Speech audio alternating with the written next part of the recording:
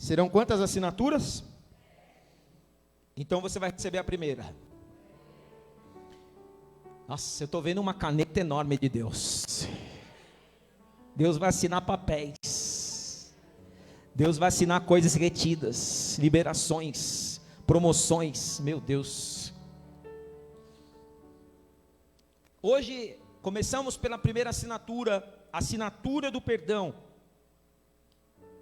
Falando da história de Salomão. Quem foi Salomão? Filho de Davi. Para falar de Salomão, a gente tem que voltar um pouquinho na história, para lembrar quem foi Davi, porque Salomão só existiu por causa de Davi. Salomão só sucedeu, se assentou no trono por causa de Davi. Então Davi, você sabe, ele não era nada, era um simples pastor. Deus o tira de trás da malhada e coloca ele para ser rei de Israel. E ali Deus começa a trabalhar na vida de Davi, dar vitórias para Davi. Ele vence gigantes, ele se torna chefe do exército do rei Saul, que era o rei daquela época. Deus tira Saul, coloca Davi para se assentar no trono. E todas as guerras que Davi ia guerrear, Deus era com ele e dava vitórias para Davi. Só que chegou um dia que Davi já estava consolidado, já era conhecido, a fama dele já tinha se alargado por todo Israel, e que ele se acomodou.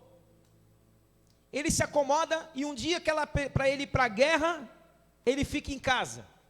Eu costumo brincar que ele ficou, aquele dia que estava meio frio, garoando, e que aí o cobertor te convida a ficar mais um pouco. Ele assistiu, acho que o Bom Dia e Companhia, assistiu o Globo Esporte. Acho que depois do almoço eu vou, mas aí passou o Globo Esporte, sessão da tarde. Ia passar o filme A Lagoa Azul. Como que ele ia perder um filme desse? A Lagoa Azul, Brooke Shields. E aí, nesta daí de ficar em casa, no dia que era para estar na guerra, quando terminou a Lagoa Azul, ele vai para a janela. E ele olha na janela, e ele vê a Bathsheba Shields. Ele olha pela janela, vê uma mulher tomando banho, e ele fala: nossa, que mulherão. E ele então manda buscar essa mulher na casa dela. Primeiro ele perguntou: quem é essa mulher? Quem é aquela mulher daquela casa ali? Porque a casa de Davi, o palácio, ficava num lugar muito alto. Então dava para ele ver todas as casas, as varandas. E aí falaram: essa mulher é a mulher de Urias, o Eteu, um soldado de Davi. E aí ele disse assim: manda buscar essa mulher que eu quero conhecer ela. Aí quando mandaram buscar a tal da Batseba, ela entra no palácio, e realmente ela era uma mulher formosa, uma mulher muito bonita. E quando Davi olha, parece que Davi ficou cego. O Davi de Deus, o Davi que Deus era com ele, dava vitórias em todas as coisas, e tinha grandes promessas para cumprir na vida dele. Agora, ele está prestes a trazer sobre a sua vida, que só tinha bênção, ele está prestes a trazer grandes maldições para a sua vida. Só que ele não percebe, porque quando você está diante do erro, diante das tentações e diante das ofertas do inimigo, muitas vezes você não consegue perceber a ação do inimigo, e você acha que é normal. Só que aquela noite que ele teve com Batseba, porque ele deita com ela mesmo sabendo que ela era casada, aquela noite ia custar muito caro para Davi, muito caro. Tenho certeza que depois, na sua velhice, quando ele olhasse para trás, ele não teria ficado em casa aquele dia, mas ele teria ido para a guerra, porque aquele dia foi um dia que habilitou na vida de Davi grandes maldições. E para piorar a história, além de deitar com a mulher de Urias, ele manda buscar Urias, porque ele queria mentir, ele queria fazer com que Urias deitasse com Batseba, porque Batseba ficou grávida. Irmão, Não dá para esconder pecado por muito tempo.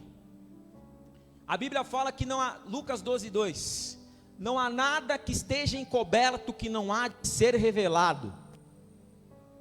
Então as pessoas acham, não, eu estou aqui pecando, e ninguém está vendo, mas Deus está vendo. E na hora que vira a cobrança, é igual cartão de crédito, você passa que é uma bênção, mas na hora que chega a fatura, você fala, não fui eu que gastei, coisa do diabo. E diz um amigo meu que o diabo fala, não tenho nada a ver com essa fatura. Vê se tem algum tridente, capa preta, capa vermelha, não tem nada disso, eu não gastei. Na hora que vem a fatura, a gente não quer pagar, mas na hora de passar o cartão do pecado, a gente passa. Romanos 6:23, o salário do pecado é a morte, mas o dom gratuito de Deus é a vida eterna.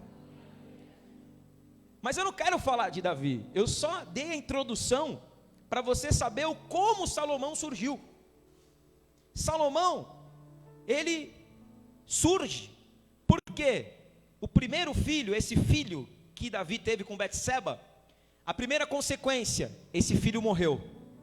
Esse filho não viveu, Davi orou, jejuou, pediu a misericórdia. Se você ler o Salmo 51, você vai ver Davi pedindo a misericórdia, mas ele não foi, Deus não ouviu,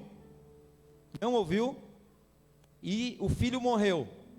Só que Deus depois teve o que? Misericórdia. E Deus dá a ele um outro filho. E esse filho era Salomão. E o nome Salomão significa homem de paz. Deus coloca sobre aquele menino uma promessa de que estava dando um filho para Davi, e esse filho iria suceder Davi, que o reinado desse filho seria muito próspero, seria muito abençoado, assim como Deus foi com Davi, Deus seria com aquele Salomão, com Salomão. Fala assim comigo, se Salomão seguisse os caminhos do Senhor, Salomão seria abençoado, com uma condição, se ele não se desviasse dos caminhos do Senhor. E o que aconteceu foi que as consequências de Davi, elas trouxeram uma marca também no reinado de Salomão, porque Salomão, ele era fruto de um adultério, ele era um menino que nasceu fruto de um adultério, então ele tinha uma marca, ele tinha um grande desafio, ele teria que fazer tudo diferente, se ele quisesse que realmente as coisas caminhassem diferente na vida dele. Então, era grande o desafio de Salomão, e grande é também o nosso desafio. Como começa então a história de Salomão? Salomão, ele começa bem. Vocês lembram do pedido de Salomão? Quem lembra? Levanta a mão. O pedido de Salomão. Salomão, quando Davi morre, ele começa o seu reinado, e ele então vai para um monte, e ele oferece a Deus 1000 holocaustos. Era comum naquela época uma pessoa entregar um holocausto, ele entrega 1000 holocaustos. Imagina, de um que era normal para 1000 holocaustos. Ele queria chamar a atenção de Deus, e conseguiu, porque a Bíblia fala que na mesma noite Deus apareceu para ele e disse assim: Salomão, eu vi a tua oferta, me pede o que você quiser que eu vou te dar. Eu te pergunto, se Deus aparecesse para você hoje e fizesse essa mesma pergunta, me pede o que você quiser que eu vou te dar, o que você pediria? Sabe qual foi o pedido de Salomão? Ele disse assim: Deus, eu quero sabedoria. Para que você quer sabedoria? Para guiar o teu povo, porque o povo é muito numeroso, e eu preciso ter sabedoria para entrar e para sair e para julgar, para administrar tudo isso aqui.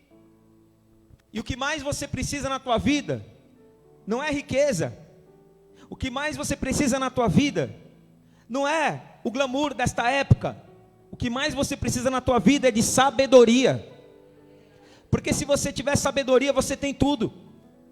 Amém? A Bíblia fala em Tiago 1,7: se alguém tem falta de sabedoria, peça a Deus, e você vai receber.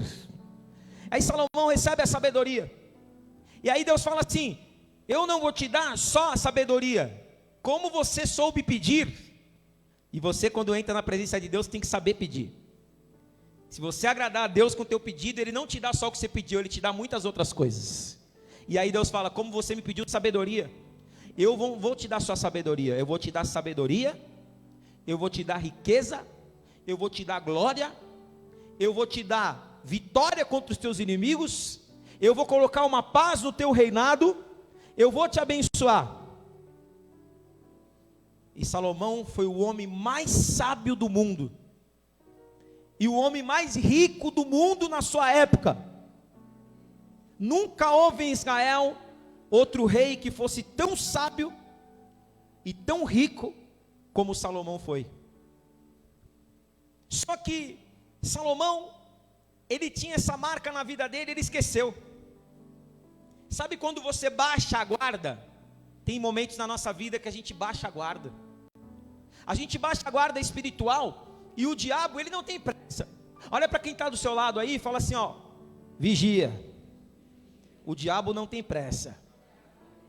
O diabo, ele vai ficar te cercando.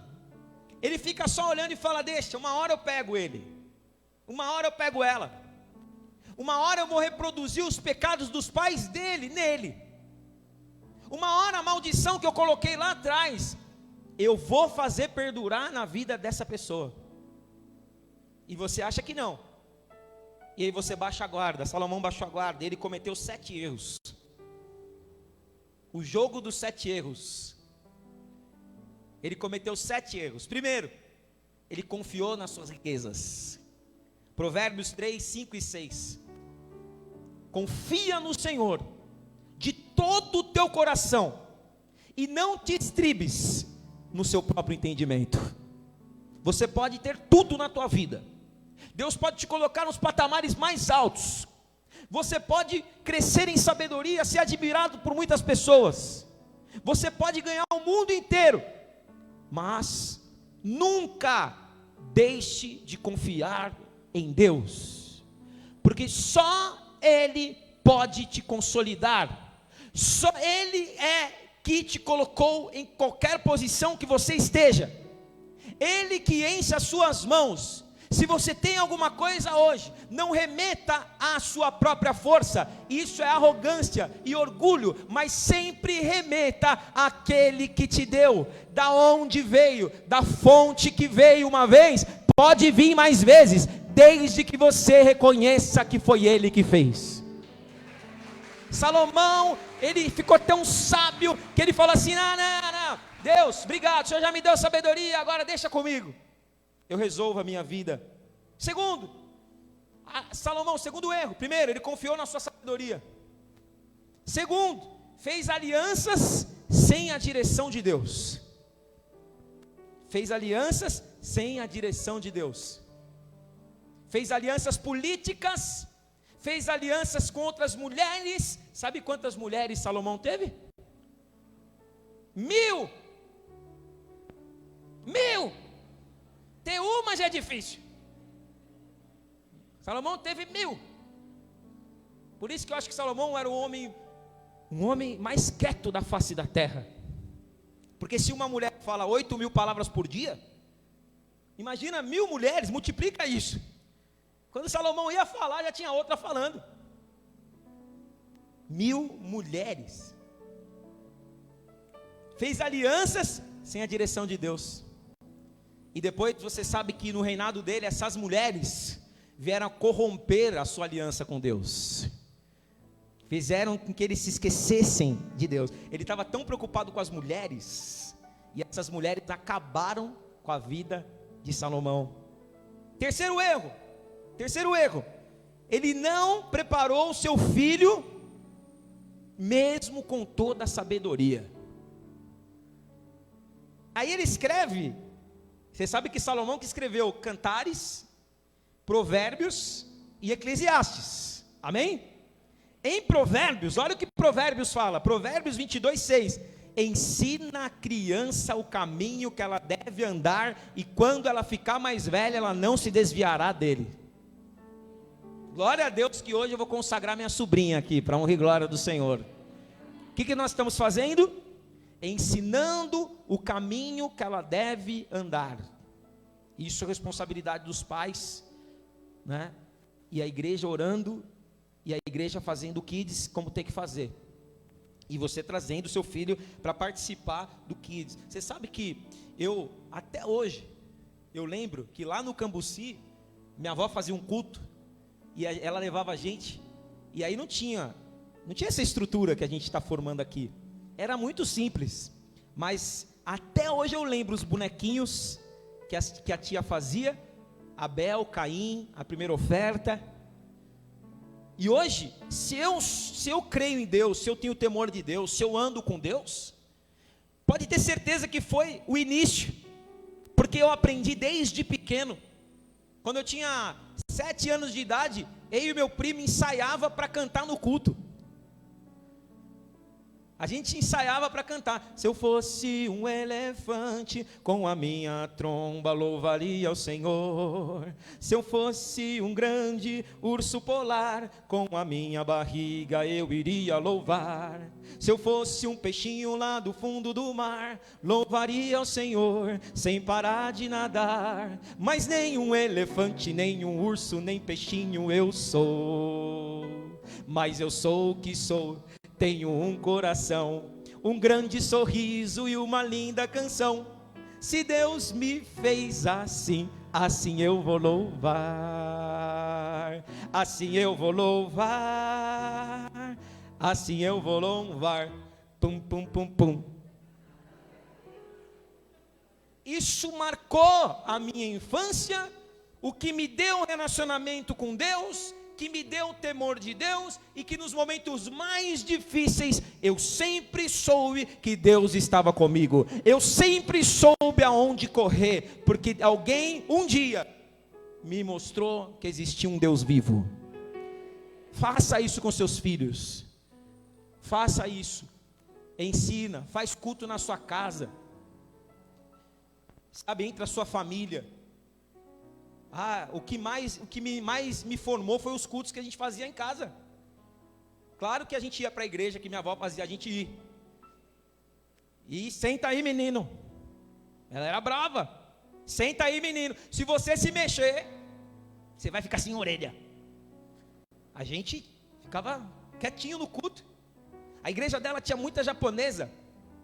Aí quando chegava no final do culto, a gente queria que chegasse no final para comer as comidas japonesas.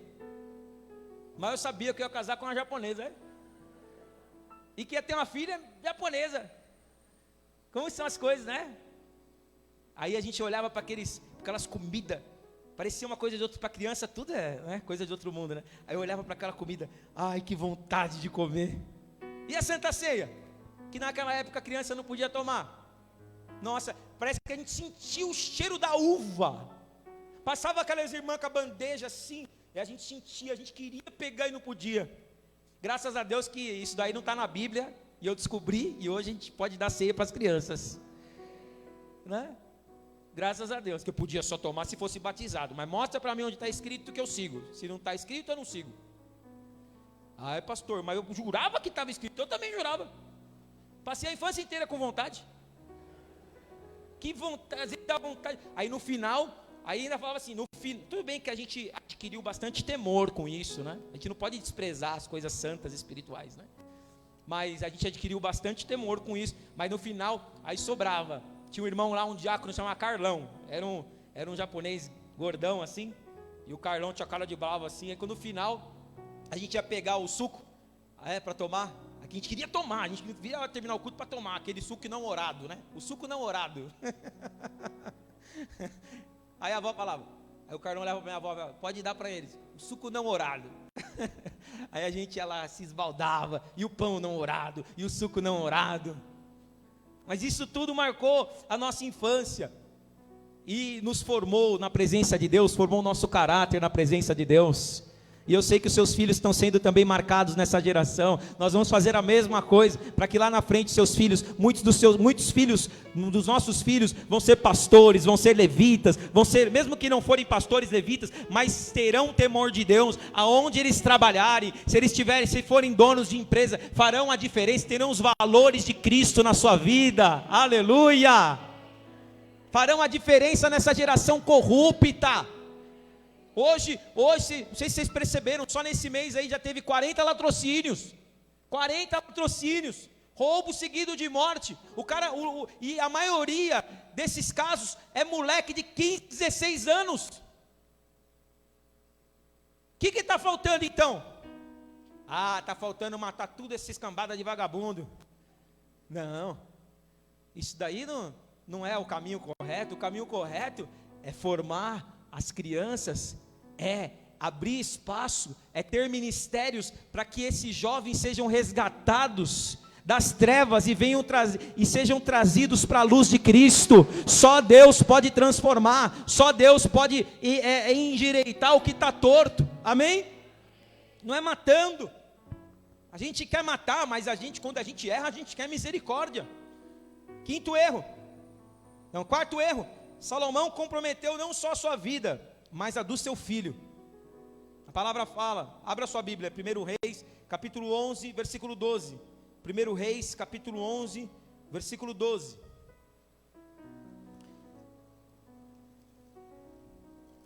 Olha só a consequência na vida do filho dele. 1 Reis, capítulo 11, versículo 12.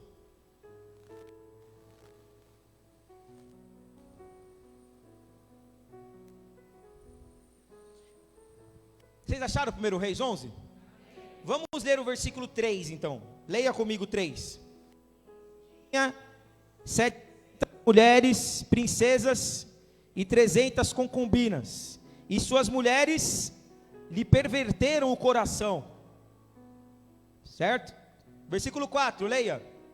Sendo já velho, suas mulheres lhe perverteram o coração para seguir outros deuses. E o seu coração não era todo fiel para com o Senhor seu Deus, como fora Davi, o seu pai. Versículo 5. Salomão seguiu a Astarote, deusa dos Sidônios, a Milcom, abominação dos Amonitas. Assim fez Salomão o que era mal perante o Senhor, e não perseverou em seguir ao Senhor como Davi seu pai. Leia o 7 agora, olha só o que ele fez. Leia o 7. Nesse tempo edificou Salomão um santuário a Quemos, abominação de Moabe, sobre o monte fronteiro a Jerusalém, e a Moloque. Sabe o que é? Agora um parênteses aqui, olha para mim. Moloque, sabe qual deus era Moloque? De Moloque que vem a palavra moleque. Moloque era esse deus que representava sacrifício de crianças. Faz sentido a palavra que eu estou ministrando? Faz sentido? Moloque, como esse deus era adorado? As pessoas matavam crianças no altar de Moloque, para satisfazer a vontade de Moloque. E Salomão, como que pode? Um homem que tinha promessa de Deus, se conhecia o Deus verdadeiro, ele faz um altar para Moloque. Meu Deus.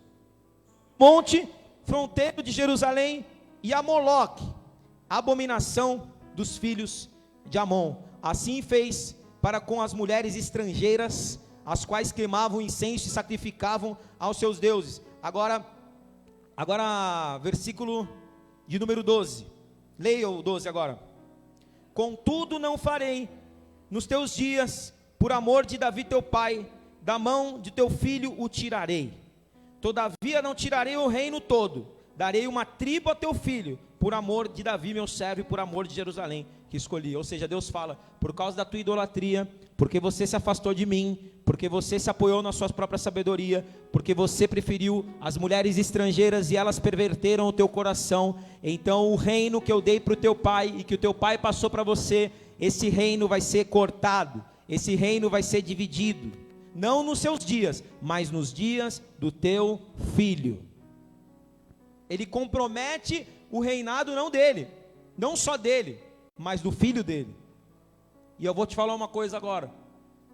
As nossas decisões hoje podem comprometer não só a nossa vida, mas a vida dos nossos filhos. Por isso que nós temos que tomar muito cuidado com que vida que nós queremos levar. Hoje eu posso dizer para vocês, eu tenho decisões na minha vida hoje, já hoje, com 2 meses de vida, eu já tenho decisões na minha vida, que eu poderia fazer algumas coisas, e eu já não faço, porque agora eu sei que tem um ser, com o olho puxadinho, que depende de mim. Tem certas coisas que se você fizer, vão refletir no futuro. Então, que hoje, tudo aquilo que o diabo tem tramado, para te fazer errar, hoje está sendo denunciado em nome de Jesus, porque não vai comprometer o teu futuro, e nem o futuro dos teus filhos. Nasceu o filho de Salomão, pergunta assim para mim, qual era o nome dele? Roboão. Quando o Roboão nasce, Roboão já não tinha os valores que Davi tinha passado, você entendeu? Os valores vão se perdendo. Davi passou para Salomão, só que já passou porque ele era fruto de um adultério, então já passou meio errado. Aí quando Salomão assumiu, você vê, no começo ele adorou a Deus, mas depois se desviou. Por quê? Porque já estava meio que abalado o relacionamento de Davi, seu pai. E depois ele se desviou tanto, construiu o altar para outros deuses, que quando chegou no Roboão, imagina como que estava a coisa. Imagina como que estava degringolada a coisa. Aquele Davi, adorador de Deus, que escreveu 150 salmos. Roboão, que era para ser um continuador, nem sabia quem era o Senhor direito. Só estava em Israel, mas não sabia. Tinha tantos deuses que não dava para discernir quem era o verdadeiro mais. De tantos altares que tinha.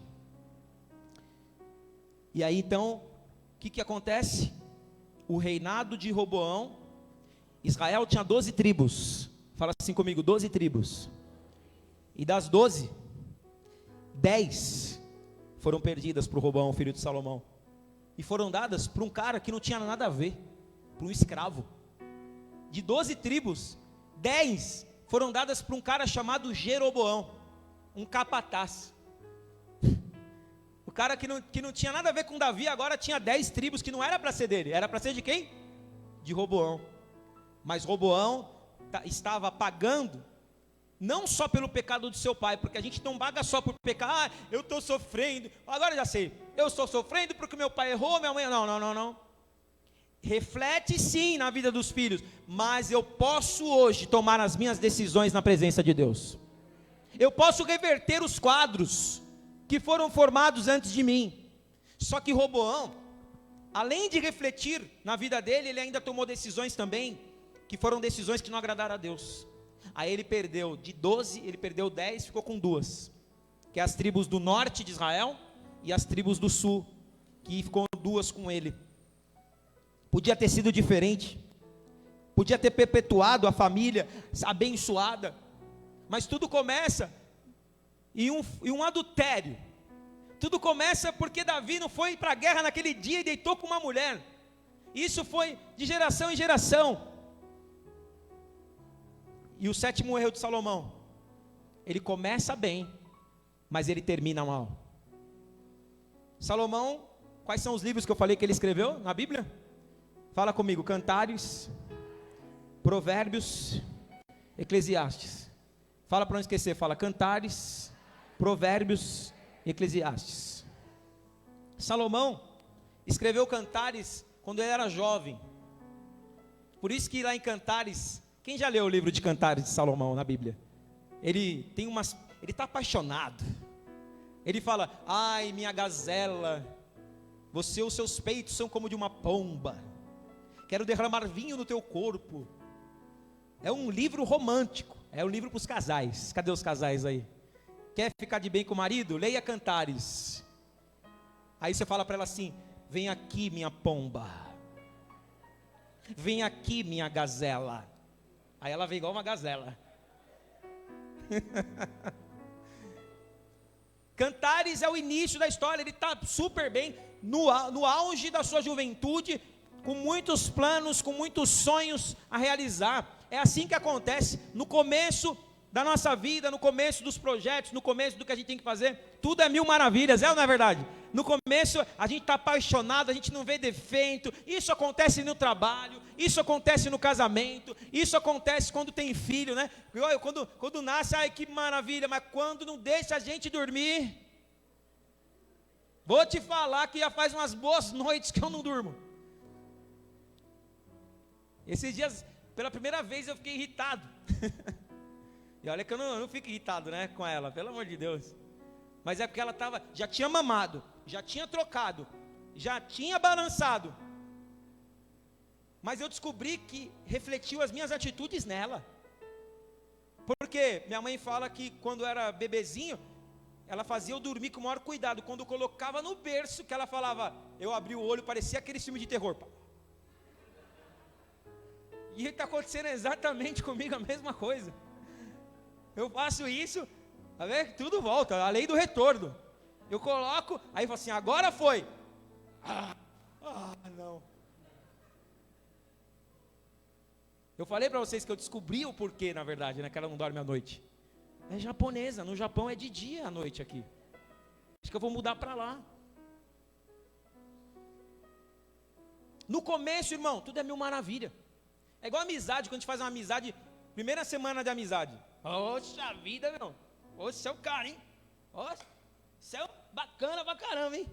Passa um ano, você fala, meu, que cara chato. Ainda bem que a nossa já dura uns 20, né? Mas não é assim? Tudo que é começo, aquela pessoa é maravilhosa, você anda com ela, mas passa o tempo, você começa a ver os defeitos. Assim é na igreja, assim é no trabalho. Você começa a trabalhar numa empresa, né? Ou você abre uma empresa, de repente, nossa, você vai com toda aquela força, com aquele novo projeto que você está, nossa, eu vou arrebentar, vai ser maravilhoso. Só que a gente sabe que nem tudo são rosas. E quais são os relacionamentos que mais duram? Aqueles que conseguem passar pelas pedras.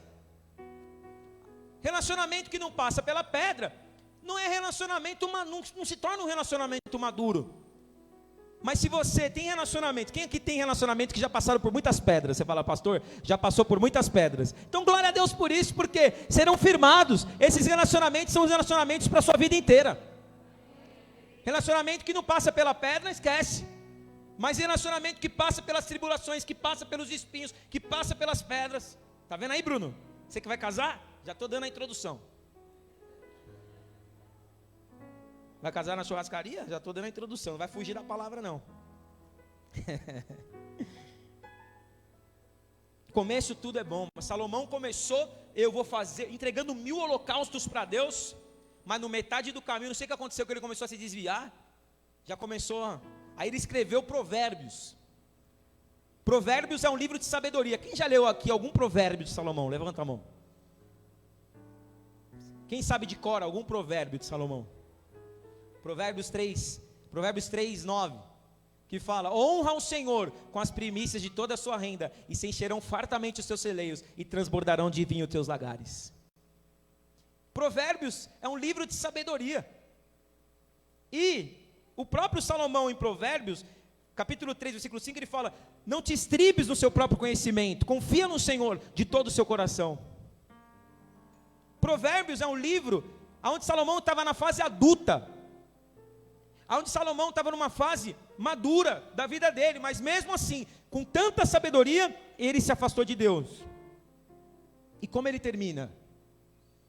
Ele termina com o livro de Eclesiastes. Quem já leu o livro de Eclesiastes?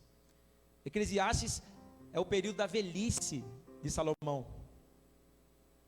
Por isso que em Eclesiastes capítulo 12, ele fala assim, lembra-te do Senhor nos dias da tua mocidade, antes que te venham os maus dias e neles você não tenha contentamento.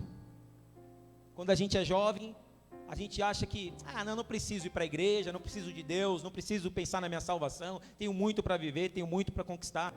Quando a gente é adulto, a gente já começa a meio que mudar a mente, e quando a gente fica velho, que a gente já teve tantas decepções,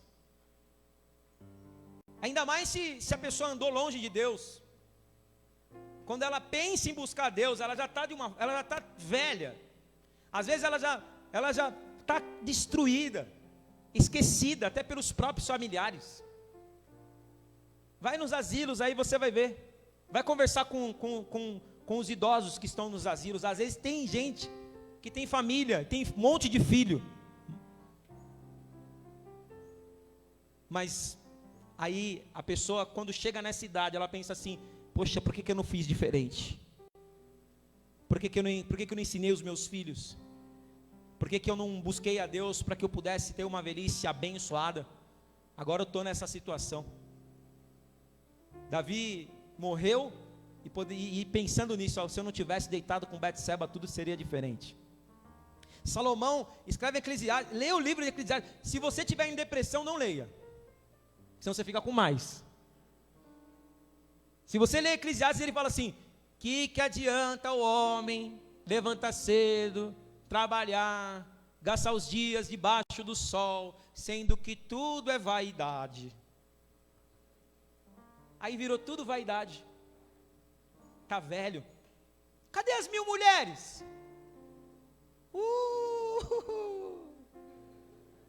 Sumiram. Cadê? Por isso que em Provérbios 31 fala: vã é a formosura, enganosa a aparência, mas a mulher que teme ao Senhor, essa será louvada. O valor dela excede aos dos rubis e das pedras preciosas. Quem que escreveu isso? Quem que escreveu isso? Provérbios, capítulo 31. A mulher virtuosa. Quem achará? Você vê que ele mudou no final da vida? Podia ter mudado antes. Tá bom, pastor, mas não tem uma notícia, pelo menos uma noticinha boa aí da história? Poxa vida, a gente vai embora com isso, vai embora pensando: poxa vida, vamos acabar igual o Salomão? Olha para quem está do seu lado e fala: calma, ainda são 10h30, por que você está com pressa? Estou acabando. 11h30? É que aqui está 10h30, no iPad que ela me deu. Só para ver se vocês estão ligados no horário. Olha para quem está do seu lado e fala: calma. Deus sempre tem uma saída. E sabe qual foi a saída? A misericórdia do Senhor. Depois de tudo isso que ele fez, depois de tudo que o Roboão fez, Deus poderia ter tirado os 12 reinos, mas Deus fala: não, por amor ao que Davi fez, por mais que ele errou, ele se arrependeu, por amor ao meu servo Davi, não tiro as 12, tiro 10, deixo 2, e dessas 2 vai vir aquele que vai perdoar todos os pecados, porque Jesus é da raiz de Judá, Jesus é da tribo de Judá, é a raiz de Davi que veio, e veio para quê? Porque se o filho de Davi, Salomão, deu errado, o filho de Deus não deu errado. Se o filho de Davi pecou, o Filho de Deus veio para perdoar os pecados. Eu termino, e aí a Bíblia fala, e eu vou terminar com esses 2 versículos. Lucas 15:7 fala do filho pródigo que saiu da casa do pai, gastou toda a sua herança e depois voltou para a casa do pai. E aí Jesus disse: haverá festa nos céus mais para um pecador que se arrepende do que por 99 justos que não necessitam de arrependimento. E termino com a assinatura do perdão. João, abra sua Bíblia para terminar. João capítulo 8, versículo 6. João capítulo 8, versículo 6.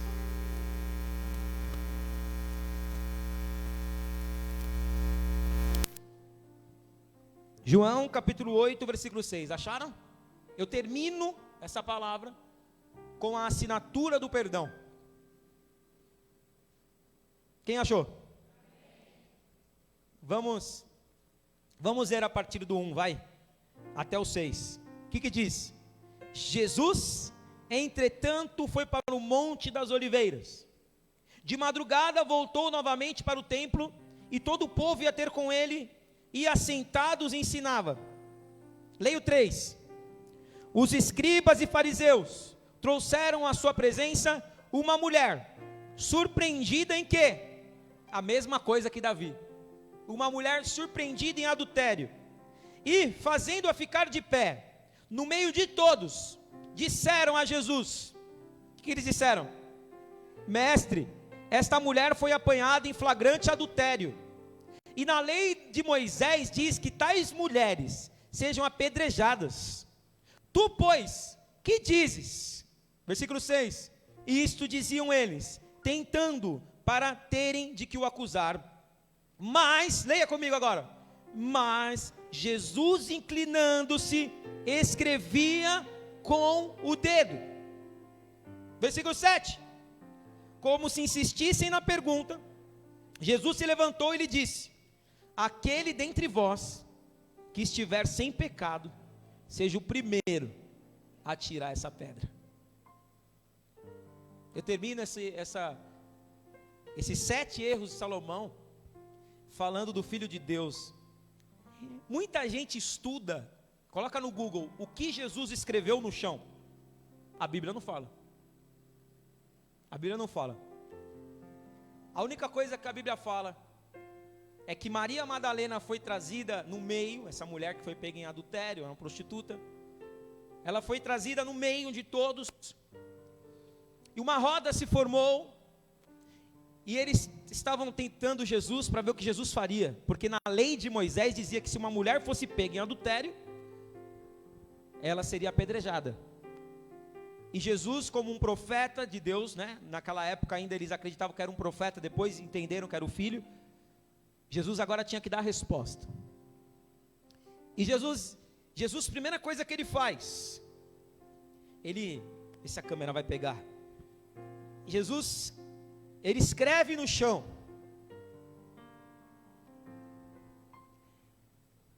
Como se ele colocasse uma assinatura no chão.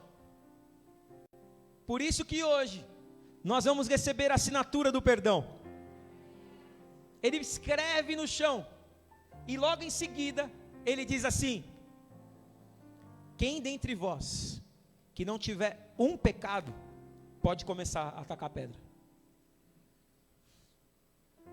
Saiu um, jogou a pedra no chão. Saiu outro, jogou a pedra no chão. Saiu outro, jogou a pedra no chão. O outro também, que era assim, estava até com roupa de sacerdote, também jogou e saiu. Sabe quem ficou?